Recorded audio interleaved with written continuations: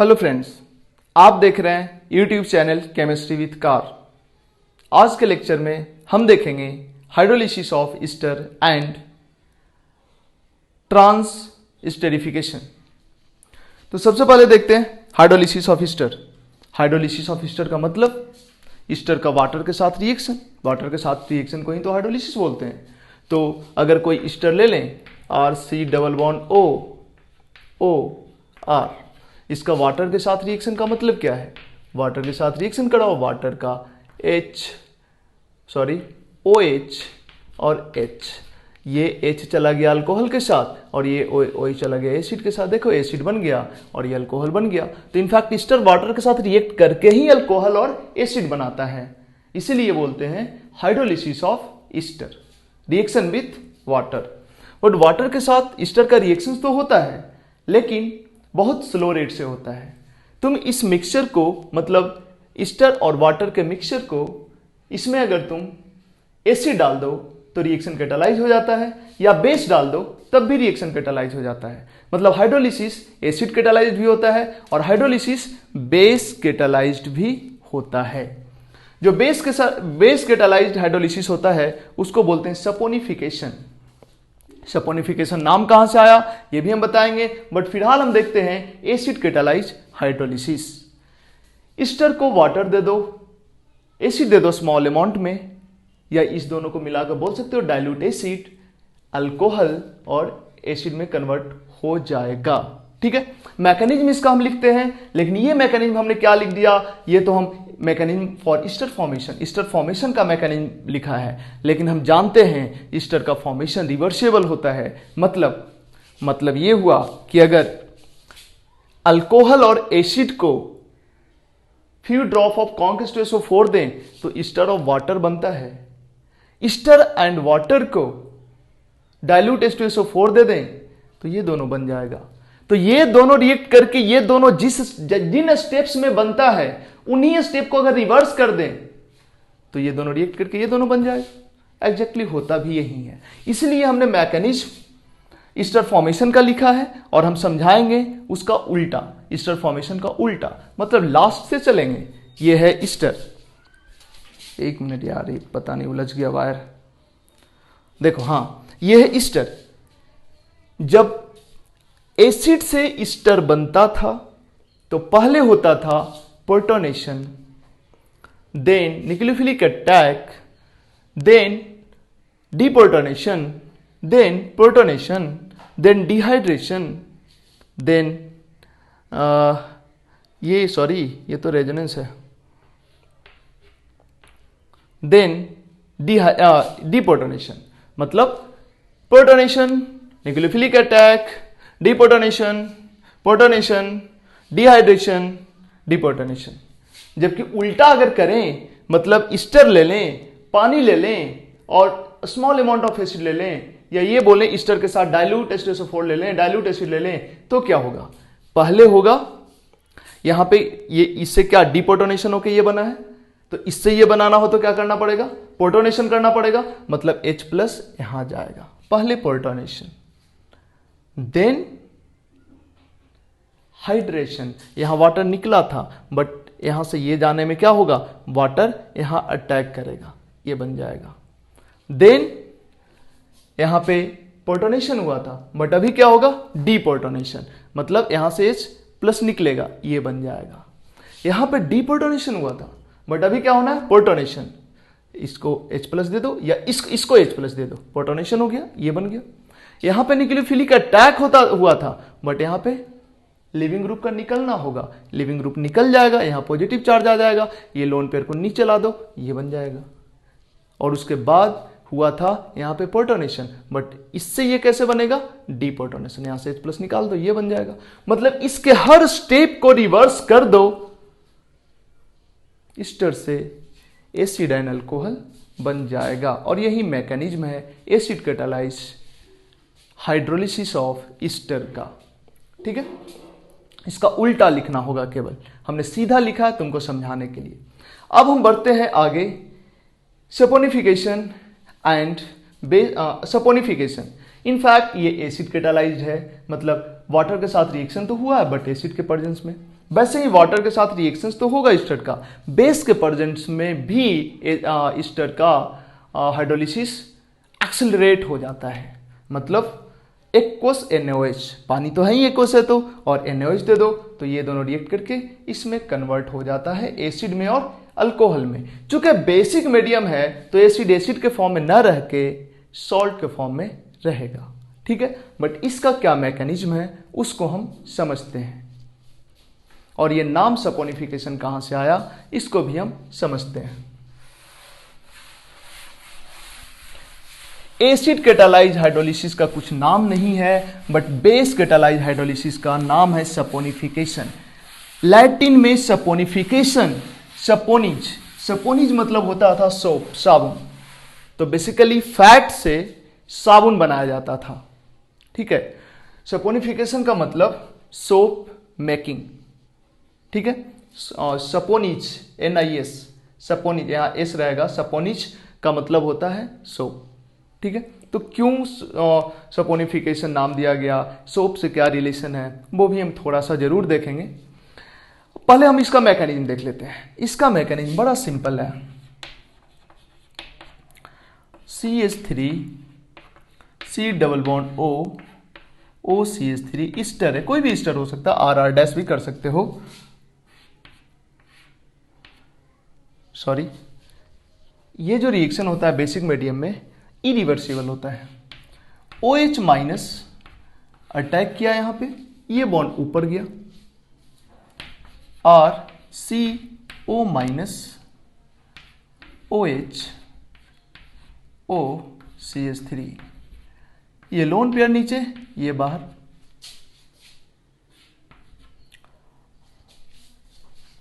यहां पे अलग अलग भी कर सकते हो, यहां पे कर देते हैं ET, तो यहां पे भी ET रह जाएगा।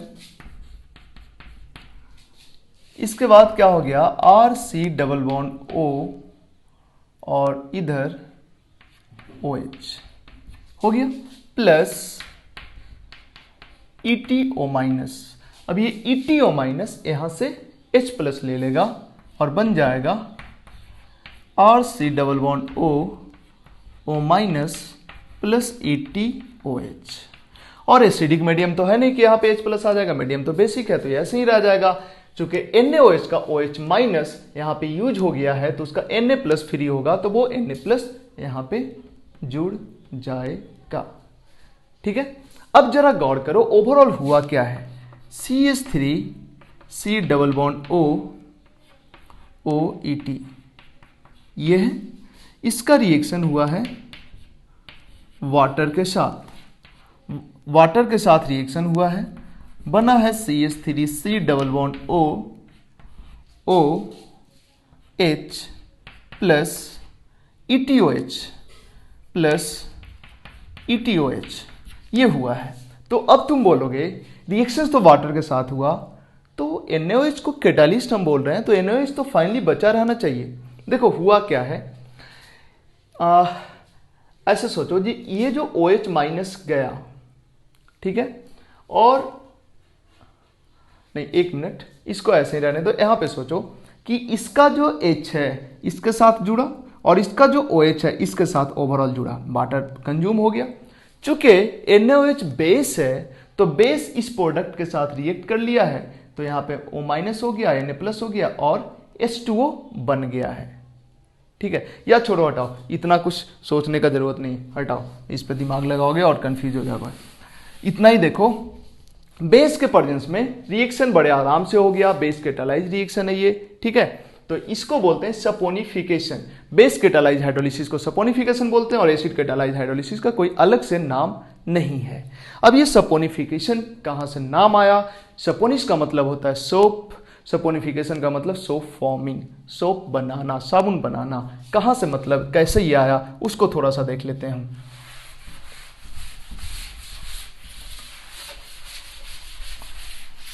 देखो, अगर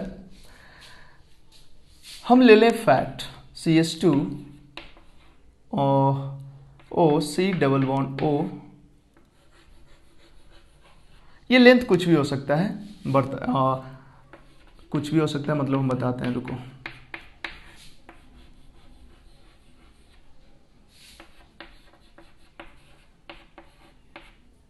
अभी कुछ देर पहले हमने बताया होगा कि एक फैट है, ये फैट, ठीक है। ये फैट कई सारा कंपाउंड को हम फैट बोलते हैं, उसमें से ये भी एक है। मतलब इसमें कार्बन का लेंथ चेंज होगा तो फैट बदलेगा, लेकिन है ये फैट ही। अब इस फैट को क्या करते हैं, इसका हम NaOH के साथ रिएक्शन करा लेते हैं। NaOH एक्वस के साथ जब रिएक्शन कराएंगे तो देखो क्या बनेगा ये ईस्टर ही है इनफैक्ट। तो ये एसिड अलग हो जाएगा, अल्कोहल अलग हो जाएगा, बन जाएगा CH2OH, CHOH एंड CH2OH। और इसके साथ बनेगा sodium salt of fatty acid. ये फैटी एसिड क्या होता है? फैटी एसिड क्या होता है भाई? वो एसिड जो मोटा होता है उसी को फैटी एसिड बोलते हैं। ऐसा है क्या?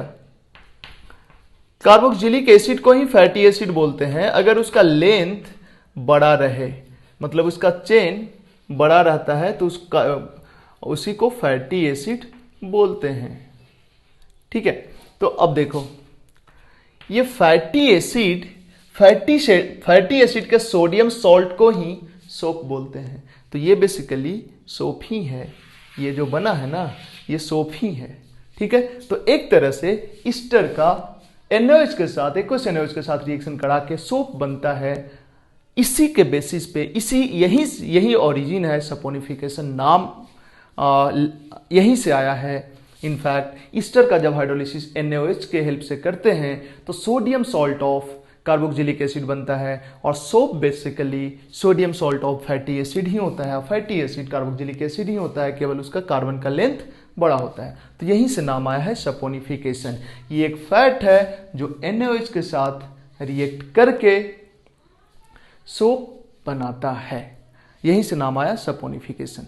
अब हम आज का लास्ट टॉपिक देखेंगे, ट्रांसस्टेरिफिकेशन।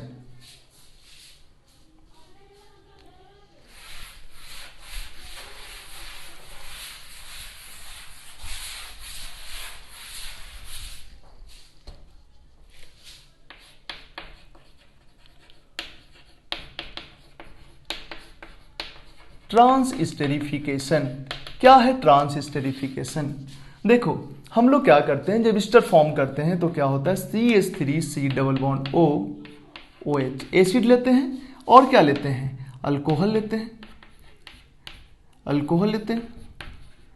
एसिड एंड अल्कोहल ही तो लेते हैं भाई, है ना।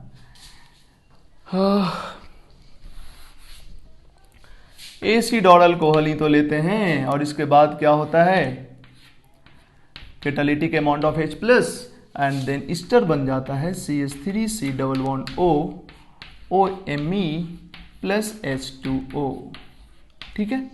अब जरा गौर करो, सपोनिफिकेशन क्या है? सपोनिफिकेशन है ये तो ईस्टर फॉर्मेशन हुआ। कोई एक ईस्टर ले लो, कोई एक ईस्टर ले लें, ठीक है। इसमें डाल दें वाटर, इसमें वाटर डालें, या फिर हाँ इसमें क्या करते हैं, कोई अल्कोहल डाल देते हैं, इथेनॉल। ये अल्कोहल वैसा होना चाहिए, इसमें जो अल्कोहल है ना उससे अलग होना चाहिए, बस, ठीक है। अब इसके बाद कैटालिटिक अमाउंट H प्लस का डाल दो, ठीक है। होगा क्या, इससे ये अल्कोहल निकल जाएगा और इसके जगह पे ये अल्कोहल लग जाएगा। देखो क्या बन जाएगा, CH3C double bond OET plus MEOH, ये बन जाएगा। ये अलग बात है कि ये पूरा का पूरा रिएक्शन प्रोडक्ट में कन्वर्ट नहीं हो जाएगा। इसका अगर 100 मोल है तो उसमें से कुछ मोल में ही ये एक्सचेंज होगा, बाकी एज इट इज रहेगा, मतलब डायनेमिक इक्विलिब्रियम में आ जाएगा। इसी प्रोसेस को, इसी को बोलते हैं ट्रांसस्टेरिफिकेशन। अल्कोहल वाला सेक्शन चेंज हो जाएगा, ठीक है। अब जरा गौर करो एक बात को, ये होता कैसे होगा, क्यों होता होगा ऐसे? अब तुम देखो, ये सिंपल मैकेनिज्म तो वही होगा, H प्लस यहाँ पे जाएगा, देन अल्कोहल, ये अल्कोहल यहाँ अटैक करेगा, ऊपर जाएगा, जो पहले सब कुछ हुआ था वही होगा और ये फिर चेंज हो जाएगा। ठीक है, अब जरा एक और चीज गौर करो कि मैकेनिज्म भी लिखे क्या? लिख सकते हो मैकेनिज्म, कोई दिक्कत नहीं। देखो चलो लिखो मैकेनिज्म, बट जल्दी लिखेंगे। CH3 C double bond O OMe H plus इस लोन पेयर पे आ गया, CH3 C double bond O H plus OMe, then ethanol का अटैक होगा ETOH का, हालांकि इसका भी हर स्टेप इक्विलिब्रियम में होगा। ये यहां पे अटैक किया, देखो क्या बन गया, CH3 COH OMe OET, और यहां पे H प्लस आ गया, अटैक हो गया, हाँ ठीक है। और ये जो OET आया है यहां पे प्लस चार्ज रहेगा। अब क्या होगा, डिपोटोनेशन करा दो, यहां से डिपोटोनेशन करा दो, देन इसके बाद क्या कराना है, पहले H प्लस निकाल दो, फिर H प्लस दे दो, और H प्लस दो कहां पे, यहां से निकालो और दो इस पे। तो देखो क्या हो जाएगा, थोड़ा सा स्टेप हमने कम कर दिया, ये स्मार्ट तरीका अपनाकर OMe और इधर H और यहाँ पे प्लस चार्ज और इधर ET OET। अब यहाँ से इसको बाहर कर दो, CH3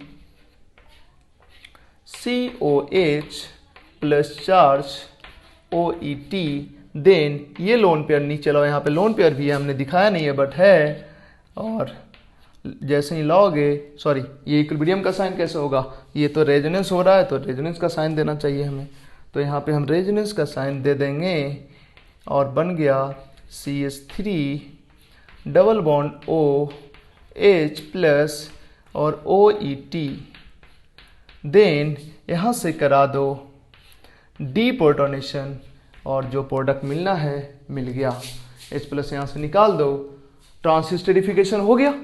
ठीक है, तो यही है तुम्हारा ट्रांसस्टेरिफिकेशन। ठीक है, इसको थोड़ा और डिटेल में हम समझते हैं। देखो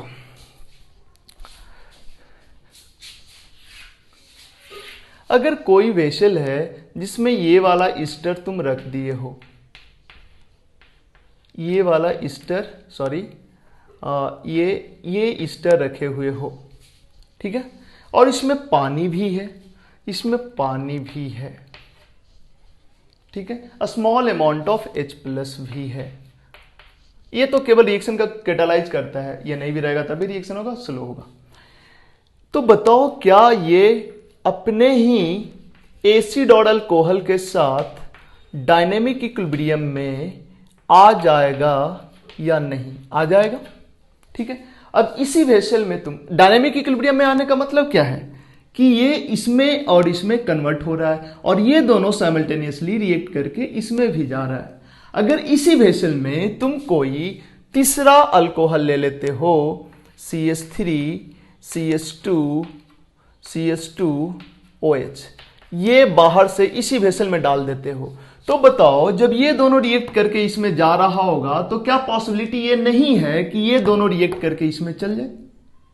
है ना पॉसिबिलिटी। इसका मतलब इसमें अगर कोई दूसरा अल्कोहल देते हो तो ये ईस्टर तो कुछ रहेगा ही रहेगा, इसके साथ साथ एक ऐसा ईस्टर भी बनेगा जिसमें अल्कोहल वाला सेक्शन ये वाला रहे। ठीक है, तो बेसिकली ये भी तो एक तरह का ट्रांसस्टेरिफिकेशन ही है। या एक और चीज सोच सकते हो कि यहां पे ये बाहर से जो अल्कोहल दिए हो, ये अल्कोहल मत दो, तुम बाहर से कोई एसिड दो जो इसके अलावा कोई कार्बोक्सिलिक एसिड हो, ये नहीं हो, इसके अलावा कोई कार्बोक्सिलिक एसिड हो। तो उस केस में क्या होगा कि रिएक्शन इधर आया है, ठीक है, जब बैक जाएगा तो ये मिथेनॉल इसके साथ रिएक्ट करके ये ना बना के ये मिथेनॉल जो बाहर से एसिड दिए हो उसके साथ रिएक्ट करके भी ये बना देगा। तो जो नया वाला ईस्टर बनेगा उसमें एसिड वाला सेक्शन चेंज हुआ रहेगा, बट इसको ट्रांसस्टेरिफिकेशन नहीं बोलते हैं। अल्कोहल का चेंज होना ही ट्रांस स्टेरिफिकेशन कहलाता है, एसिड का चेंज होना ट्रांस स्टेरिफिकेशन नहीं कहलाता है। उसका कोई नाम नहीं है, बट वो होता जरूर है। मतलब जैसे यहाँ पे अल्कोहल के साथ रिएक्शन करके अल्कोहल चेंज कर दिए, तो यहाँ पे अगर कोई एसिड रहता, जो वो एसिड जिससे ये नहीं बना है, तब भी एसिड भी चेंज होता, बट उसको ट्रांस स्टेरिफिकेशन नहीं बोलते हैं, उसका कोई अलग से नाम नहीं है। ठीक है, तो ये था overall transesterification and hydrolysis of ester. हम देखते हैं हमारे पास कुछ क्वेश्चंस है, एक दो वो क्वेश्चंस करेंगे और लेक्चर को करेंगे कुछ ही देर में स्टॉप। तो एक दो क्वेश्चंस करते हैं फटाफट, हटा रहे हैं इसको।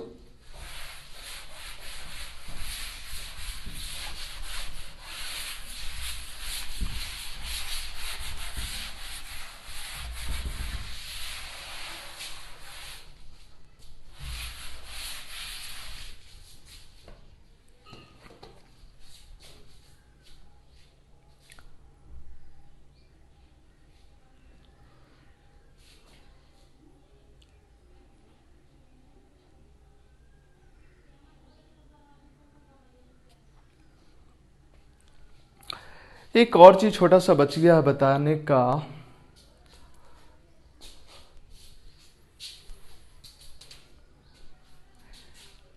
ट्रांस स्टेरिफिकेशन जो होता है वो भी एसिड कैटालाइज होता है और बेस कैटालाइज होता है। मतलब ट्रांस स्टेरिफिकेशन, छोटा सा चीज देख लो बस, ट्रांस स्टेरिफिकेशन अभी जो हम बताए वो एसिड कैटालाइज ही बताए थे। ये है, और इसको अगर ETOH के साथ रिएक्शन कराते हो तो हमने H+ लेके कराया था, ये एसिड कैटालाइज्ड है। बेस कैटालाइज भी स्टेरिफिकेशन ट्रांस स्टेरिफिकेशन होता है। मतलब कैसे, CH3 ले लो, C डबल बॉन्ड O ले लो, OCH3 ले लो, ठीक है, और इसके साथ ऑफ कोर्स इथेनॉल रहेगा सोल्वेंट के फॉर्म में, बट इसके साथ तुमको ये लेना पड़ेगा ETO-। ऑफ कोर्स इसका सॉल्ट लोगे Na ETO-, ठीक है।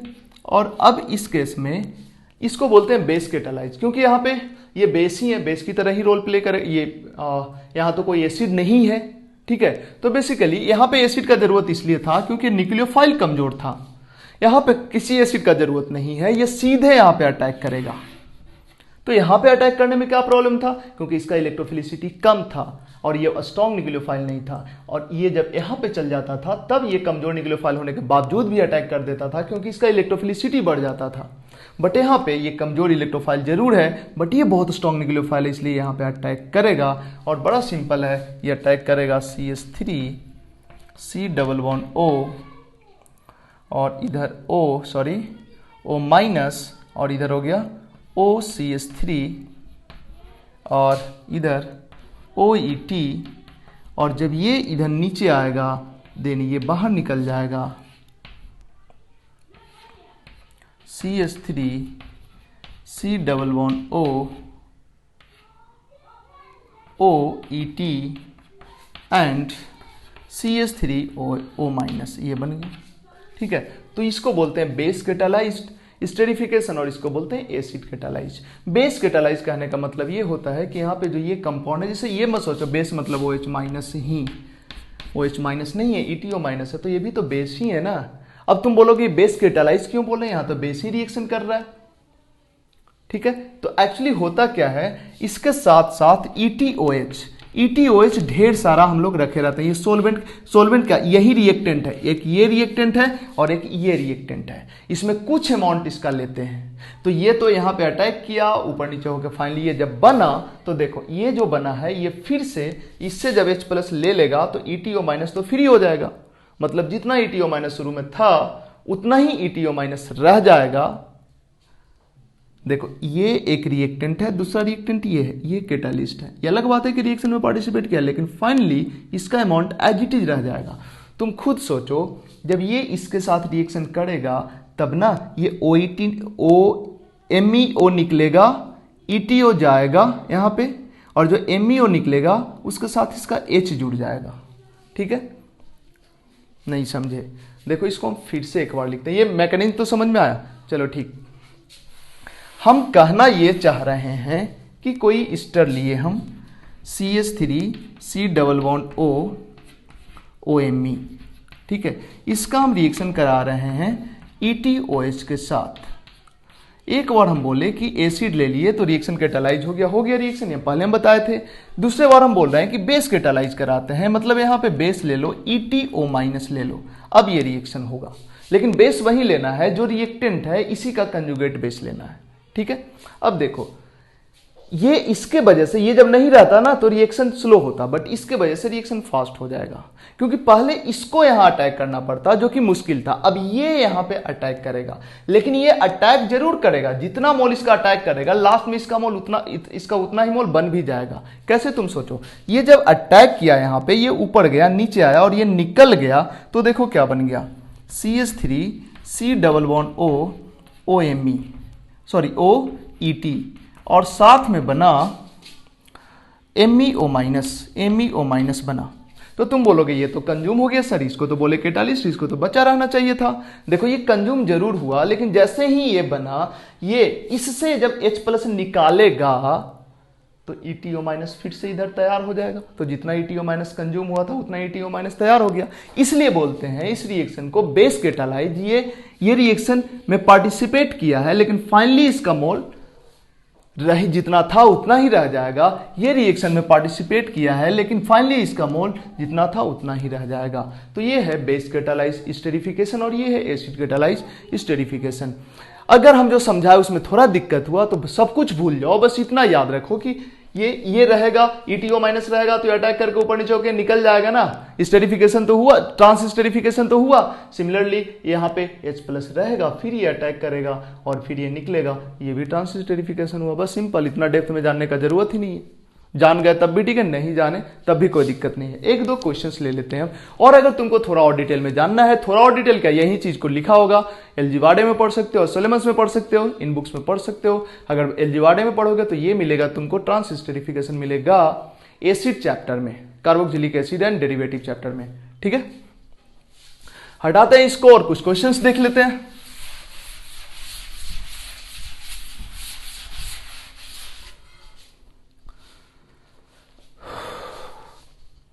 बस ज्यादा नहीं, एक दो क्वेश्चंस देखेंगे। एक डेल्टा लैक्टोन है, डेल्टा लैक्टोन, इसका रिएक्शन करा देते हैं CH3OH के साथ एसिडिक मीडियम में। बताओ क्या बनेगा। और भी कोई क्वेश्चंस है हमारे पास? और तो भाई कोई क्वेश्चन, हाँ एक और इंटरेस्टिंग चीज है। चलो ठीक, फटाफट इसको बताओ क्या होगा। सिंपल है ये जो देखो सिंपल है, क्या बनेगा, डाइल्यूट एसिड के प्रेजेंस में ये खुलेगा तो क्या हो जाएगा, खुलेगा तो इधर OH और इधर सॉरी OH, ये हो जाएगा। ये जैसे ही ये डाइल्यूट एसिड के प्रेजेंस में खुलेगा, जैसे ही खुला अब ये फिर से बंद होगा, तो बंद होगा तो इस बार तो ये अब खुद से बंद नहीं होगा, खुद से बंद होगा आपस में ही बंद होगा, तब तो यही बन जाएगा, नया प्रोडक्ट कहां बना। तो इस एसिड के साथ ये अल्कोहल अब रिएक्ट कर लेगा और इस तरह से बन क्या जाएगा,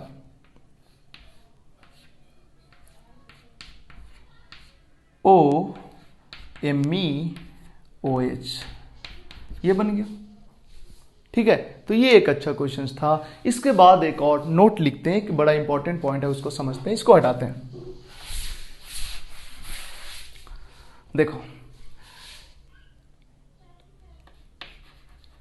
इसको नोट करना, ये थोड़ा एक्सेप्शनल है। अगर कोई अल्कोहल ले लेते हैं C++O, इधर CH3 कर देते हैं, फिक्स कर देते हैं अल्कोहल को, CH3 ये O है, और इधर कार्बन के साथ 3 मिथाइल जुड़ा हुआ है, 3 मिथाइल जुड़ा हुआ है। इसका जब हाइड्रोलिसिस करते हैं, इसका जब H3O+ देते हैं तो, और ये स्टार है, तो हम लोग क्या मान के चलते हैं, हम लोग मान के चलते हैं कि क्या होना चाहिए, ये एसिड से आया होता है और ये अल्कोहल से आया होता है। इसका मतलब ये कुछ ऐसा बना, या इसको H+ ना लिख के H3O+ अगर लिखें तो ये और plus O methyl methyl methyl methyl methyl methyl, ये बना। अब सवाल है कि ट्रेडिशनली बच्चों को लगता है कि ये ऑक्सीजन अल्कोहल के साथ जाना चाहिए स्टार वाला, बट इस पार्टिकुलर केस में ये ऑक्सीजन स्टार वाला इसके साथ आ जाता है।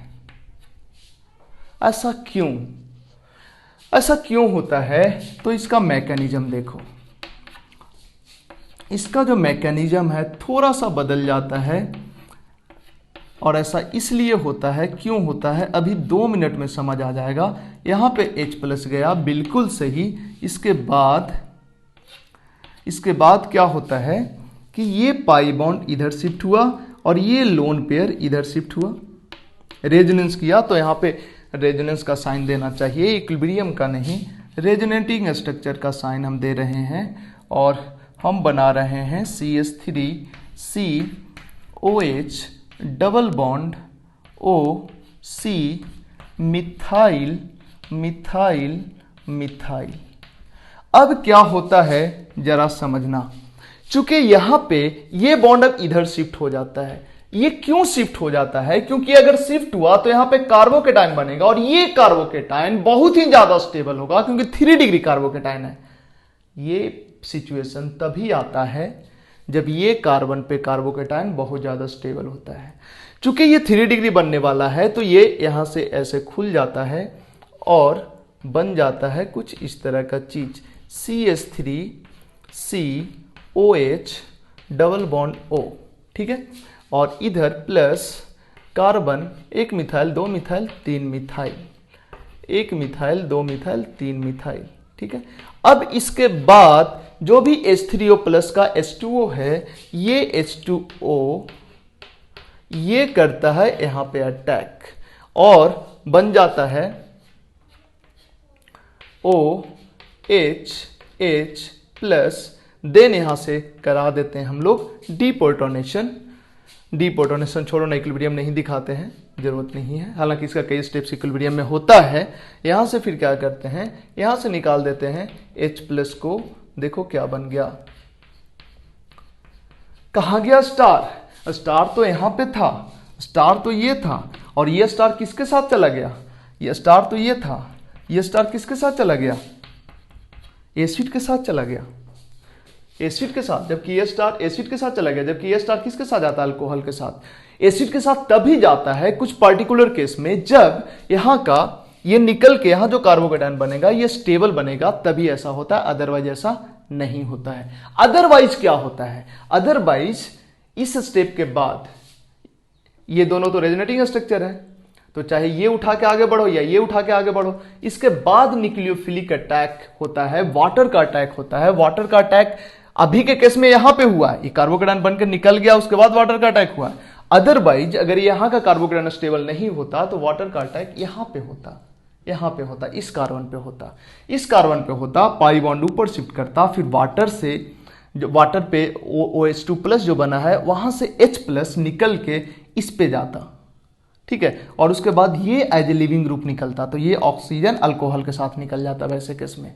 ये इस तरह का मैकेनिज्म एसिडिक मीडियम में तभी होता है जब यहां पे कार्बोकेटाइन स्टेबल होता है, तब। अदरवाइज पहले जो हमने बताया एसिड केटालाइ हाइड्रोलिसिस वही होता है।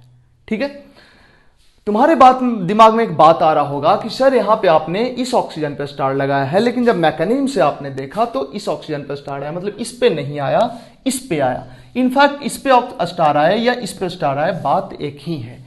क्यों बात एक ही है? जिस वेसल में भी ये सब कुछ हो रहा होगा, ये जो एसिटिक एसिड है, ये एसिटिक एसिड बना होगा। सोचो, हम बोल रहे हैं कि यहां पे स्टार दो या यहां पे स्टार दो, बात एक ही है। कैसे? ये बाय द वे हमने यहां पे स्टार दिया, यहां पे स्टार दिया। अब देखो क्या होगा, चूंकि मीडियम एक्वस मीडियम है, वाटर का मीडियम है, तो ये आयनाइज होगा। आयनाइज होगा तो CH3C double bond O minus बनेगा, और ये स्टार वाला है और यहाँ पे H प्लस है।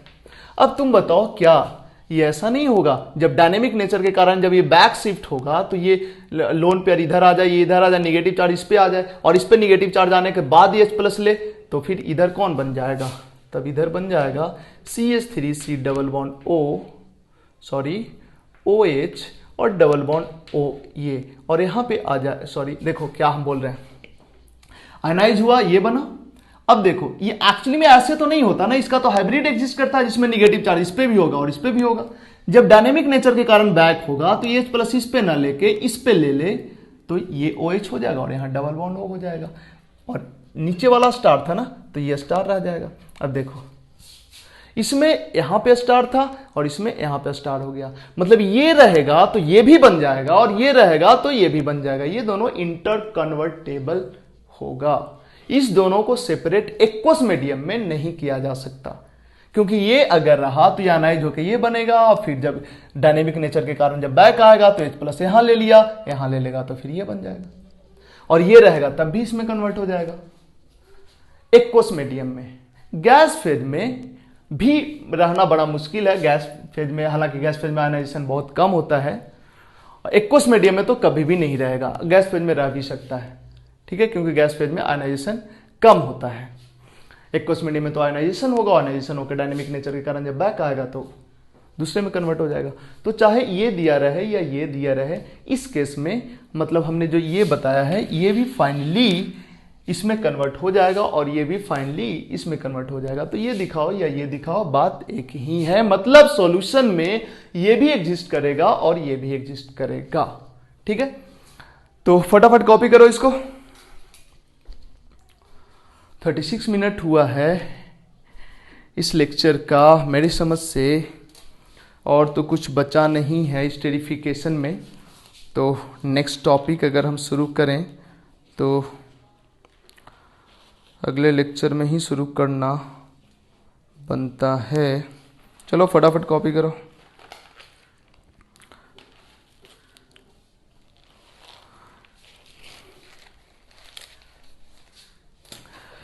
और ये था ओवरऑल स्टेरिफिकेशन।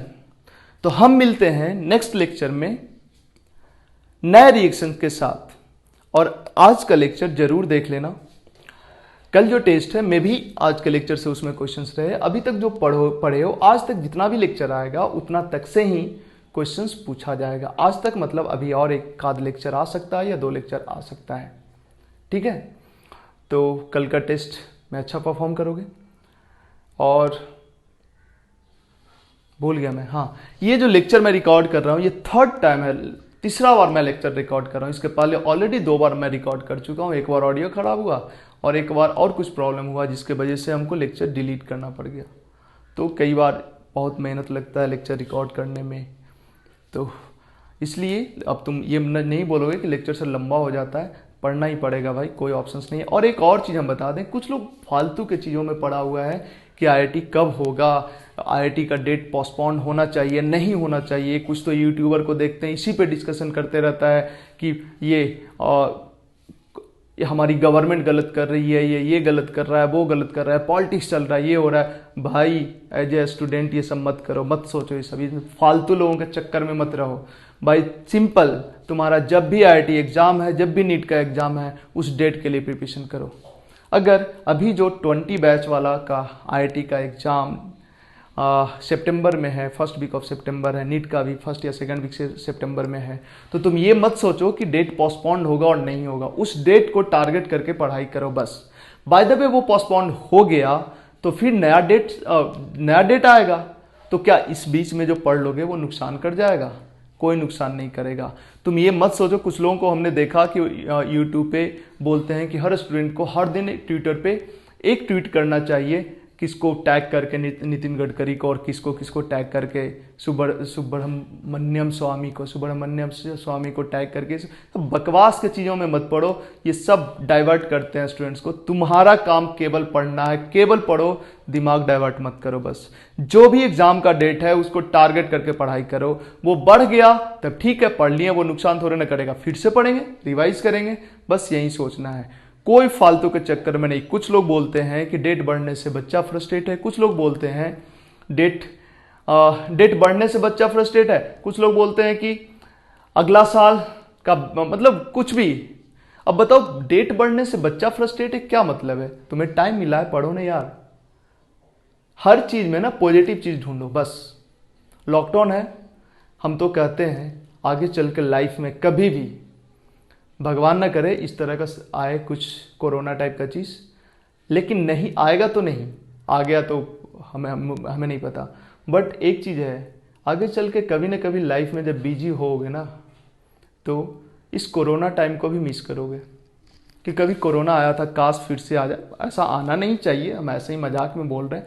इसलिए जो भी है, जो भी प्रेजेंट सिनारियो है, उसी का फ़ायदा उठाओ, उसमें जो बेस्ट कर सकते हो वो करो। सोचना नहीं है, जो तुम कर ही नहीं सकते, तुम्हारे बस में नहीं है कि एग्ज़ाम का डेट तुम किसी पर्टिकुलर डेट में रखवा दोगे या कैंसिल करवा दोगे, तो इन यूट्यूबर के फालतू के फंडे, फालतू के चक्कर में मत पड़ो। ये करो वो करो, कुछ नहीं करना है। एज ए स्टूडेंट तुमको पढ़ाई करना है, बस सिंपल। जो भी डेट दिया गया उस डेट के लिए तैयार करो। वो डेट पोस्टपोन्ड होकर आगे बढ़ जाए, ठीक है, तुमको और एक्स्ट्रा टाइम मिल गया, फिर से जो पढ़े उसी को फिर से पढ़ो। बस यही करना है। आज के लिए इतना ही, मिलते हैं नेक्स्ट लेक्चर में कुछ नए रिएक्शंस के साथ। Thank you.